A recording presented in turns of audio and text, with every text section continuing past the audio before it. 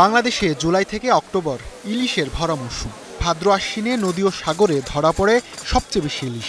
মৌসুমে বাজারের সরবরাহ বাড়ার কথা থাকলেও ক্রেতাদের প্রত্যাশার সঙ্গে বাস্তবতার মিল নেই, কারণ ইলিশের দাম মধ্যবিত্ত ও নিম্নবিত্তের নাগালের বাইরে। মাছের ওজন অনুযায়ী রাজধানীর বাজারে ইলিশের দামও ভিন্ন।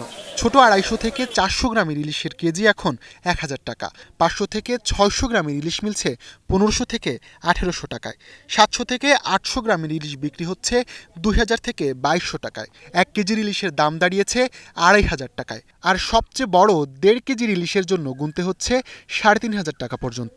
তাই বেশিরভাগ ক্রেতার নাগালের বাইরে এখন ইলিশের দাম। বাচ্চাদের জন্য ইলিশ মাছ কিনতে নিয়ে আসছি, কিন্তু এখন বাজারে এসে এমন দাম শুনতেছি, মাছ কিনবো তো দূরের কথা, এখন খালি হাতে এই বাসার দিকে চলে যাচ্ছে। আমাদের চাকরিজীবী আমাদের সাধ্যের বাইরে। শুনলাম যে হোলসেল মার্কেট কারণ বাজারে, আমি মোহাম্মদপুর থেকে এখানে এসেছি শুধু চিপ জন্য। বারবার দেখি, নেটে দেখি, আপনার ইয়েতে দেখি ইলিশের দাম কমে গেছে, কিন্তু আসলে বাস্তবে একদমই না। আমার সামর্থ্য কুলায় না এর চেয়ে বেশি। ওই 700 গ্রামের যে নিছি, এটাই আমার সামর্থ্যের বাইরে। ইলিশ মাছের ভরা মরশুমে ইলিশ মাছের প্রাপ্যতা নেই এবং সেখানে দামটা মানুষের নাগালের, আমাদের দেশের প্রোডাকশনই আমরা খেতে পারলাম না, এটা আমার কাছে বড় ধরনের একটা দুঃখ। এবং এক ধরনের ধনী মানুষ আমাদের দেশে আছে, না থাকলে তো ওরা বাজারে বসে কাঁদত। ধনী মানুষ থাকায় বাজারে বিক্রি হচ্ছে, আর ওরা অযৌক্তিকের এটার কোনো সীমাহীন অযৌক্তিক। ক্রেতা শূন্য বাজারে হতাশ বিক্রেতারা বলছেন সরবরাহ কম থাকায় দাম বেশি ইলিশের।